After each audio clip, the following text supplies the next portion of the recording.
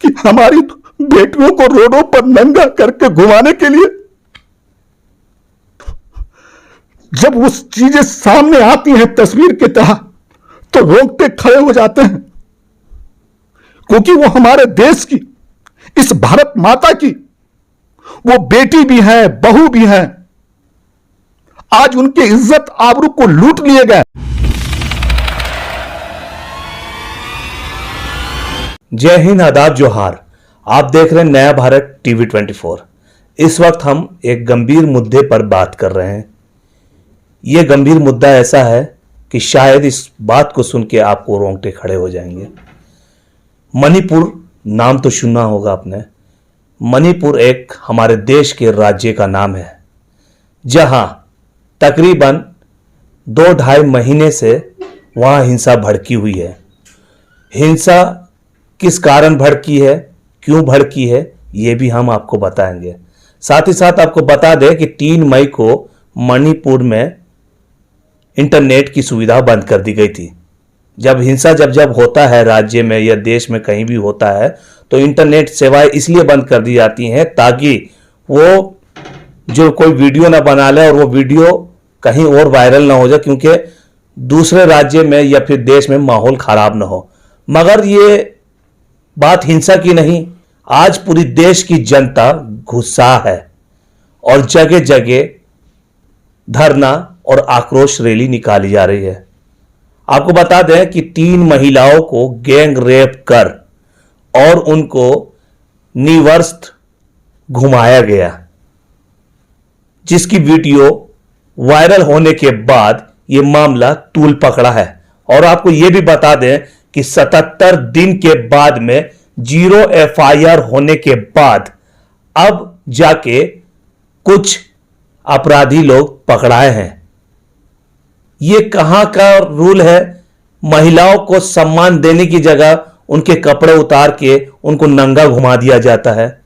आज इसी बात पर हमारे साथ चर्चा करने के लिए बैठे हुए हैं सोशल एक्टिविस्ट रांची से सज्जाद इदरीसी। उनसे सीधा बात करेंगे। सज्जाद इदरीसी जी, हमारे देश सोने की चिड़िया है और सोने की चिड़िया से जाना जाता है। अब कहीं ना कहीं ऐसे राक्षस पैदा हो गए हैं जो हमारे देश की चिड़िया को और देश को खोखला करने में लगे हुए हैं। और सबसे बड़ी बात यह है कि देश में महिलाओं को सम्मान दिया जाता है, मगर मणिपुर में निर्वस्त्र नंगा घुमाया गया। ये कहां तक? सबसे पहले कि आपके नवभारत चैनल 24 के तमाम दर्शकों को मेरी तरफ से नमस्कार, सलाम, जोहार, सत श्री अकाल। और आप सब ने जिस तरह से समाज के मुद्दों को, समाज को लेकर के जिस तरह से आप आने का काम करते हैं और जितना आप लोग इस चीज़ों पर हैं, तो इसके लिए आप सब बधाई के पात्र हैं। और मैं थोड़ा देर के लिए मैं आपसे 1 मिनट के लिए मैं सर झुकाकर ही बात करूंगा। शुरुआत करूंगा अपने सर झुकाकर कि एक लूटी है एक बेटी तो लूटा हम सब, लुटेरा अगर आजाद तो अपमान हम सब का है। बनो इंसान पहले छोड़कर तुम बात मजहब की, लड़ो मिलकर उन दरिंदों से क्योंकि हिंदुस्तान हम सब की। 140 करोड़ का ये देश कि जिस तरह से जो किए गए हरकत असंसार हो गया। और आज हमारा सर इस हरकत से झुक गया है। मैं जब उस वीडियो को देखा और जब उस चीजों को सामने आया तो मेरे रोंगटे खड़े हो गए। और मेरे वो सैनिक भाई जो देश की सुरक्षा के लिए, आज वही सैनिक जो कारगिल के लड़ाइयों में अपनी भारत मां को झुकने नहीं दिया, श्रीलंका में आज उस सैनिक का बयान जब मेरे सामने जब आ रहे थे तो मेरे रोंगटे हिल गए। वो सैनिक जब वो बयान दे रहे थे कि मेरे सामने वो भीड़ आई और हमारे बीवी को, हमारी बेटी को जिस तरह से उनको सामान भिड़ाकर, उनको धमकी देकर, डरा करके उनके पूरे के पूरे कपड़े उतार दिए गए और जिस तरह से उनको घुमाया गया, मैं इसके बारे में ज्यादा नहीं बोलूंगा क्योंकि लोग सब समझ रहे हैं और सब देख रहे हैं। मुझे शर्म आ रही इस बात को बोलने में कि हमारे देश में क्या हो गया है। उन भारत माता की बेटी जिनकी इज्जत आबरू को लूटी गई, वो जो हमारी बेटी हैं, बहू हैं इस देश की, हम एक औरत, एक लड़की से, वही मुझे जन्म दिया है, एक भाई भी, एक बहन, बेटी भी, मां भी, पत्नी भी, और जिस तरह से मणिपुर में उनके साथ जो हरकत किए गए हैं, यह देश का बहुत बड़ा शर्मनाक है। मैं निंदा बोलकर यह बात यहीं पर खत्म नहीं हो जाती है। मेरे सर इससे झुका है पूरे देश में। आज इस हरकत को लेकर जिस तरह से लोगों ने अपनी अपनी प्रक्रिया रख रहे हैं, यह राजनीति करने का नहीं है, यह अपने आप को बचाने का नहीं है, बल्कि आज हमारे मां बेटियों के साथ जो हुआ है इस पर सोचने की चीज है। इंसान को अगर इंसानियत लौटा दिया जाए तो सब कुछ ठीक हो जाएगा। आज वहां जाकर के हालात देखें कि आज करीबन 84 दिन हो गए हैं, वहां दुकानें जला दी गई हैं, किन्हीं के कारोबारों को लूटा गया है, किन्हीं के शौहर को मार दिया गया है, किन्हीं को बेटे को मार दिया गया है, उनके सामने उनकी बेटियों के, उनकी बीवियों को इज्जत आबरू लूटी गई है। आप सोचे कि हम सिर्फ नारा लगा करके आपके चैनलों में आकर अपनी बातों से इनकी निंदा करके क्या यह मामला यहीं पर खत्म हो जाती है? यह समस्या यहां पर आज के बाद नहीं होगा? क्या हमारे उन बेटियों को जो इज्जत लूटी गई, उनकी इज्जत, उनके आबरू वापस हो जाएंगे? आज तो देश के अंदर लोग एक दूसरे का आरोप पे आरोप में हैं, बल्कि यह देखना कि पूरी दुनिया में आज इसको लेकर आज हमारे देश का जो हम विश्व गुरु और आगे जाने की बात कर रहे थे, हम कहां आ गए हैं। मुझे बड़ा अफसोस के साथ कहना पड़ता है कि हम सब, आप, हम सब वोट इसलिए देते हैं और उनको नेता इसलिए बनाते हैं, उनको मुख्यमंत्री इसलिए बनाते हैं, देश के प्रधानमंत्री इसलिए बनाते हैं कि हमारी जान माल की सुरक्षा हो। आज इन सब रहते हुए सिर्फ एक राज्य की बात नहीं है, यह सिर्फ यह घटना को लेकर के बातें नहीं है। इस देश में कई घटने घटे हैं जो थोड़ा देर के लिए लोग रोड पर आए, सड़कें पे आए, पुतला दहन हुआ, पुतला जला और मामला खत्म। क्या यहीं से इसकी खात्मा हो गई? इन बातों से बात यहीं पर खत्म हो गई? आज हमारे देश के प्रधानमंत्री श्री नरेंद्र मोदी जी मणिपुर में 74 दिनों से वहां राज्य जल रहा था। आप हमारे देश के प्रधानमंत्री हैं, हर एक नागरिक के आप प्रधानमंत्री हैं। आपने वादा किया था कि आपकी जान, आपकी माल, आपकी तमाम चीजों की सुरक्षा करेंगे। बेटी बचाओ, बेटी पढ़ाओ का आपका नारा था। आज मणिपुर राज्य में जो हो रहा, जो हुआ है, इससे आप क्या कहना चाहते हैं? आप खुद कह दीजिए। आप हमारे देश के प्रधानमंत्री हैं, हमने तो आपको देश आपके हवाले किया था, इसलिए हवाले किया था कि हमारी बेटियों को रोडों पर नंगा करके घुमाने के लिए आज जब वो चीजें सामने आती हैं तस्वीर की तरह तो रोंगटे खड़े हो जाते हैं, क्योंकि वो हमारे देश की, इस भारत माता की वो बेटी भी है, बहू भी है। आज उनकी इज्जत आबरू को लूट लिए गए। वहां की प्रशासन के गाड़ी, पुलिस की गाड़ी के मौजूद उस पर बैठकर उसको उतार दिया गया, और पुलिस की मौजूदगी में जो हमारे सुरक्षा के लिए, उनकी मौजूदगी में उनको नंगा करके दौड़ाया गया, घुमाया गया और उनके साथ बलात्कार किया गया। सोच, चीखने को मन कर रहा है। किस पर चीखूं, किनको बोलूं?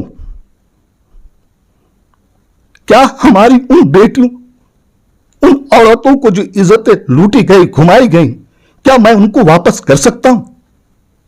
मैं पूरे हिंदुस्तान के 140 करोड़ से मैं पूछना चाहता हूं, मैं देश के प्रधानमंत्री जी से पूछना चाहता हूं कि हमारी आजू बेटियों को, उनके आबरू को लूटे गए। वहां राज्य के मुख्यमंत्री क्या कर रहे थे? हम तो आपको राज्य दिए, आपने उस कुर्सी पर बैठने की आपकी वो जिम्मेदारी थी कि वहां एक एक नागरिक की जान और माल की हिफाजत करना आपकी जिम्मेदारी थी। आप खामोश थे, लूटने दिए, जलने दिए। किसी का शौहर मर गया, किसी का बेटा मर गया, किसी का भाई मर गया। वो कल कहां से उनके भाइयों को लौटाएंगे? कहां से वो अपने शौहर को? वो बच्चे यतीम हो गए। वो बच्चे पापा पापा खोजेंगे। उनको कौन स्कूल ले जाएगा? कौन उसको घुमाने ले जाएगा? जब किसी का इस तरह हादसों में, जब इस तरह के हादसों में जब कोई मरता है, एक इंसान अगर मरता है तो कई चीजों को यतीम कर दी जाते हैं, यतीम हो जाते हैं।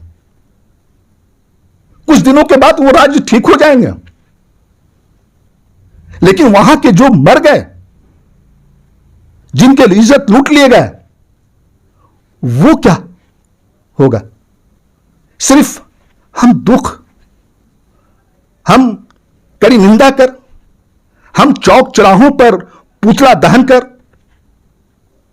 क्या मैं उनको लौटा सकूंगा? उनका तो घर उजड़ गया। जाकर उनसे पूछे, जो इस दंगे में मारे जाते हैं, जो बच्चा यतीम होता है, जिसके मांग उजड़ जाते हैं, जिसका मां का बुढ़ापा का सहारा औलाद छिना जाता है,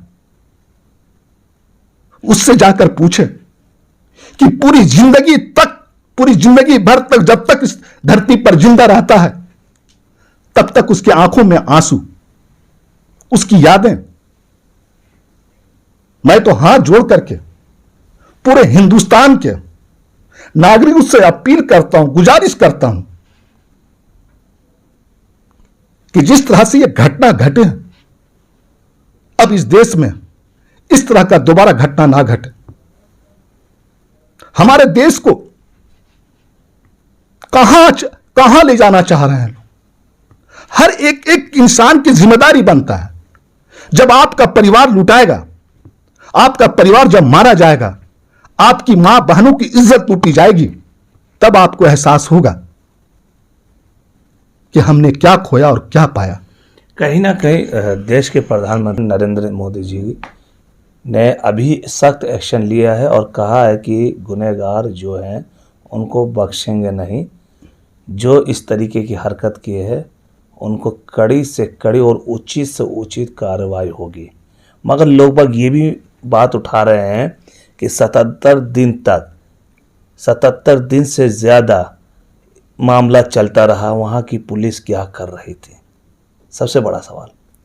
आज देश की जनता उस राज्य के सीएम पर थूक रही है और हाय बद्दुआ लगा रही है। दूसरा कि मणिपुर जितना लोग वहाँ थे वो धीरे धीरे खाली होता जा रहा है। अब देख सकते हैं कि जितना बोरिया बिस्तरा जो उनके हाथ लग जा रहा है वो अपनी जान बचा के जा रहे हैं। आखिर ऐसा क्या हो रहा है? ये कब ऐसा माहौल ठंडा होगा? क्यों हमारे देश में जो बाहर से आने वाले लोग हैं वो भी सतर्क हो जा रहे हैं, वो लोग नहीं आ रहे। पहले का ज़माना आप देखते थे कि हमारे देश में बाहर से विदेशी लोग मेहमान हमारे आते थे, उनका स्वागत भी होता था कि अतिथि देव भव, मतलब मेहमान भगवान के समान है। आज देख रहे हैं धीरे धीरे कोई टूर ट्रेवल्स में भी नहीं आता है, ना घूमने आता है। अब सब लोगों ने बंद कर दिया है। क्यों ऐसा हो रहा है? इसी चीज को तो मैं बार बार कह रहा हूं कि इन मसलों से बढ़कर एक देश में सबसे बड़ा जो मसला है वो है नफरत। आपने नफरत का बीज इस तरह से हिंदुस्तान में फैल रहा है कि एक इंसान एक दूसरे इंसान को पहचान नहीं पा रहा। मैंने इसलिए पहले कहा था कि इंसान को अगर इंसानियत लौटा दिया जाए तो सब कुछ ठीक हो जाएगा। पहले अभी में वो चीजें थी पहले। आज हम धीरे धीरे हम देश में कौन सी ऐसी नफरत, ये कौन सी ऐसी सियासत कि जो बीज जो रोपा गया है, जो आज हमारा देश के अंदर कई घटना घट रहे हैं। इससे पहले भी आपने घटना देखा है छत्तीसगढ़ का, और आज मध्य प्रदेश का घटना, और आज का आप देख लें। ये देश देवियों के नाम से पहचाने जाते हैं। हमारे मजहब में औरतों को वो इज्जत दी गई है, उनको हमने पर्दे में रखा है। हमारे मजहब ने औरतों को पर्दा दिया है इस देश में। और आज वही इंसान, वो इंसान भी नहीं है, वो दरिंदे हैं। मैं उनसे पूछना चाहता हूं कि आज तो तुमने किसी की बेटी, किसी की बहू, किसी की बहन को तुमने तो रोड पर घुमाए और उसकी इज्जत लूटी गई। कल अगर तुम्हारे बहन बेटी के साथ ऐसा किया जाता तो तुम्हें दर्द कैसा होता? तो जिस तरह से हमारे देशों में नफरत और जो बीजे रोपे गए हैं, और सबसे बड़ी आप देख लें कि वहां की सरकार नेट बंद कर दिए गए, इंटरनेट बंद कर दिए गए कि वहां की चीजें वायरल ना हो, इससे दूसरे राज्य में फर्क ना पड़े। लेकिन यह देश में यह कानून क्यों नहीं बनाया जाता है कि कोई ऐसा स्पीच जो नफरत का स्पीच, नफरत वाली भाषण, नफरत वाली बातें, जिससे समाज, सोसाइटी, देश को नुकसान पहुंचाने वाली बातों पर बैन क्यों नहीं होती हैं? उस वक्त व्हाट्सएप नेट पर जो वायरल होने का जो जरिया, उस पर नजर क्यों नहीं रहता है? हमें तो उससे नजर रखने की जरूरत है। बिल्कुल बिल्कुल। यह भी बहुत बड़ा मुद्दा है। आप इस पर कानून क्यों नहीं ले आते हैं? मैंने पिछले बार भी कहा था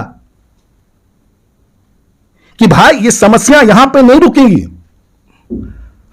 हमारे देश के प्रधानमंत्री जी को एक कानून लाना होगा और कानून को ला करके देश में इसको दिखाना होगा। जब ऐसा कानून ला कर दिखाएं कि दूसरा करने में सोचे। अच्छा, मेरी एक बात और भी है कि जितनी भी देश की जनता है जगह जगह तो धरना प्रदर्शन दे ही रही, साथ ही साथ ये भी कह रही है कि मणिपुर में जिस तरीके से इतना बड़ा हादसा हुआ, खासकर महिलाओं के साथ, और हिंसा रुकने का नाम नहीं, क्योंकि वहाँ का जो कानून है वो नतमस्तक हो गया है। यह हम नहीं कह रहे हैं, लोगों का कहना है, देश की जनता कह रही है। और कहीं ना कहीं वहाँ पर राष्ट्रपति शासन लगाने की भी मांग कर रही है, और इसके साथ साथ आरएसएस बैन करने की भी घोषणा कर रहे हैं कि किसी तरीके से आरएसएस बैन हो जाए। क्योंकि आज देश को पीछे करने में ये जो भी है वो आरएसएस का हाथ है। ये देश की जनता चीख चीख के चिल्ला रही है कि आरएसएस जैसी संस्था और वहां के मणिपुर में राष्ट्रपति शासन लगना चाहिए। देखिए, ये तो हमारे देश के प्रधानमंत्री श्री नरेंद्र मोदी जी को देखना है। मैं तो बार बार कह रहा हूं कि ये नफरत ये कहां से आ रहा है, इस पर जांच करने की जरूरत है। ये तो प्रधानमंत्री जी की जिम्मेदारी बनता है। हमने तो उनको प्रधानमंत्री बनाया है इस देश के लिए, और सिर्फ एक इंसान के लिए, एक समाज, एक धर्म के लिए थोड़ी वो प्रधानमंत्री हैं। हिंदुस्तान के रहने वाले एक एक नागरिक, चाहे जिस धर्म का हो, वो उनके प्रधानमंत्री हैं, हमारे प्रधानमंत्री हैं, आपके प्रधानमंत्री हैं। और आपने उस कुर्सी का बैठने का यही है कि आपकी ये जिम्मेदारी है कि हमारी जान, हमारी इज्जत, हमारी आबरू, आपकी इज्जत, आपकी आबरू, उनका हिफाजत करने का काम है। ये तो उनको देखना है कि देश के अंदर जो नफरत और ये देश में जिस तरह से बातें आ रही, ये कहां से आ रही हैं।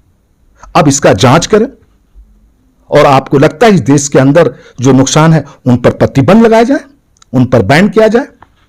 आप ये देखें कि उस राज्य के मुख्यमंत्री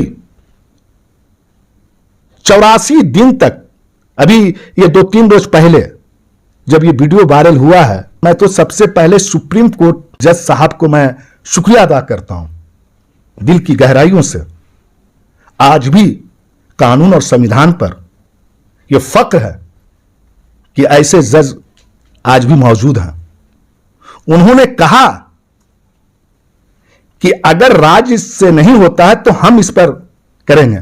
तब ये चीजें बड़ा तेजी के साथ ये बातें सामने आई और कुछ लोग इन पर कर रहे हैं।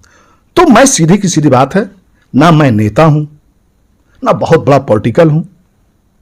मैं हिंदुस्तान का एक मामूली सा नागरिक हूं, और ये जो हादसा हुआ है इससे जो मुझे आहत पहुंची है, मैं उन तमाम लोगों से हाथ जोड़ करके विनती करता हूं, गुजारिश करता हूं कि इस देश की बेटी और मां की इज्जत लूटी गई है, उनकी आबरू लूटी है, इन पे राजनीतिक ना करें। बल्कि ये उन जिन लोगों ने, दरिंदों लोगों ने किया है, उनकी कड़ी से कड़ी सजा हो। और उस राज्य के मुख्यमंत्री जब आपसे कुर्सी नहीं संभलती है तो वो आपका कुर्सी क्यों नहीं छोड़ देते हैं आप? वो तो उनको जवाबदेही है, उनकी जवाबदेही है। आप उस राज्य के मुख्यमंत्री हैं, आपने शपथ लिया था, और वहां की पुलिस, वहां की प्रशासन, जो वहां की जनता की टैक्स से आपको तनख्वाह मिलती है, और आपने भी शपथ लिया था कि किसी भी हाल में, कोई भी सिचुएशन में हो, मैं अपनी जान की कुर्बानी खेलकर उसकी जान और माल की हिफाजत करूंगा। तो वो भीड़ तो जीप से उतार लिया गया और वो खड़े के खड़े रहे। अगर वो जरा सा कोशिश भी करते हैं तो हो सकता है कि हमारी बेटी बहन का जो घुमाए गए उनसे तो कम से कम बच जाते हैं, बलात्कार होने से तो बच जाते हैं। तो हमें तो देश के प्रधानमंत्री जी से, जो हम सब के प्रधानमंत्री हैं, मैं उनसे सवाल करता हूं कि आप मेरे जान और माल सुरक्षा, अच्छा, फिर आपने कहा बेटी बचाओ बेटी पढ़ाओ, ये आपका नारा है। सबका विकास कई नारों से आपने आया है। आई 9 सालों में आज आप खुद देश के प्रधानमंत्री हैं, आप खुद इसको स्टडी करें, खुद इसको आप देखें कि आज हिंदुस्तान कई बार सर झुके हैं, कहां हम जा रहे हैं, ये तो आपको बताना है हमारे देश के प्रधानमंत्री जी। लास्ट अपील क्या है आपकी, ये बता, लास्ट अपील क्या करना चाहते हैं? मैं अपने रब से अब तो यह है कि मैं अपने अल्लाह से दुआ करता हूं कि ऐ अल्लाह, जितने लोग मणिपुर में उनकी इज्जत लूटी गई, उनकी आबरू लूटी गई है। ए अल्लाह, जिनके जान माल को नुकसान पहुंचाया है, कत्ल किया है अल्लाह, ए अल्लाह उन सब की मणिपुर वालों को इज्जत आबरू की अल्लाह तू उसकी हिफाजत फरमा। ए अल्लाह तू उस मणिपुर में, उस राज्य में, ए अल्लाह तू उन लोगों का मदद फरमा अल्लाह, भरपूर मदद फरमा अल्लाह, उन तमाम लोगों से अल्लाह उसकी हिफाजत फरमा, उनकी जान, उनकी माल की। और जिन लोगों ने इस हरकत को किया अल्लाह, उन लोगों को हलाक कर दे अल्लाह। ए अल्लाह तू बचा ले। ए अल्लाह, इस देश में जो मोहब्बत था, जो नफरत था अल्लाह, ए अल्लाह उस नफरत को मोहब्बत में बदल दे। ए अल्लाह, हिंदुस्तान के अंदर जो हम सबका जो मोहब्बत था अल्लाह, ए अल्लाह उस मोहब्बत को अल्लाह आम कर दे अल्लाह। ए अल्लाह, उस नफरत को मोहब्बत में बदल दे अल्लाह। ए अल्लाह, हम तमाम हिंदुस्तान के जो बुरी नजरें लगे हैं अल्लाह, हम तमाम उन चीजों से अल्लाह हमारे देश को अल्लाह हिफाजत फरमा। ए अल्लाह, हमारे देश में अमन और चैन का कायम कर दे। ए अल्लाह, हम तमाम हिंदुस्तान के एक एक नागरिक की जान और माल की, उसकी इज्जत आबरू की अल्लाह तू ही हिफाजत फरमा। ए अल्लाह, तू ही हम सबका सहारा है। ए अल्लाह, तू ही हम सबका मददगार है। ए अल्लाह, तू ही हम सबका मदद करने वाला है। ए अल्लाह, जो लोग नासमझ हैं अल्लाह, ए अल्लाह उन सबको हिदायत दे। और ए अल्लाह, हम सब की अल्लाह, ए अल्लाह इस देश की इज्जत आबरू की अल्लाह हिफाजत फरमा। बस यही दुआ अपने अल्लाह की बारगाह में करता हूं और इन अपनी बातों को यहीं खत्म करता हूं। अल्लाह हाफिज। चलिए, बहुत बहुत धन्यवाद सज्जाद इद्रीसी जी। ये जिस तरीके से मणिपुर का जो मामला था गंभीर, उसको देख कर के आज सारी जनता, देश की जनता रो रही है। आप देख सकते हैं सज्जाद इद्रीसी से जब बात कर रहे थे तो आज वो फफक के रो रहे हैं। सिर्फ यही दुआ कर रहे हैं कि किसी तरीके से कि वहाँ की जो महिलाएं, उनकी जान की सुरक्षा रखी जाए और अच्छी तरीके से जो नफरत है वो मोहब्बत में बदल जाए। इस तरीके से देश का माहौल खराब होता जा रहा है। और नया भारत टीवी 24 की अपील है कि जिस तरीके से माहौल देश में चल रहा है, और सत्यता पर यकीन करें, अंधविश्वास पर कभी यकीन न करें और अपना शांति बनाए रखें। कहीं ना कहीं फैसला ज़रूर आप लोगों के हक में आएगा। उन महिलाओं को सम्मान मिलके और उनको न्याय मिलके रहेगा। आगे की अपडेट जानने के लिए ऐसे हमारे साथ बने रहें। फिर एक नई खबर आपके साथ रूबरू होंगे। तब तक के लिए लेंगे आपसे अलविदा। जय हिंद, जय भारत।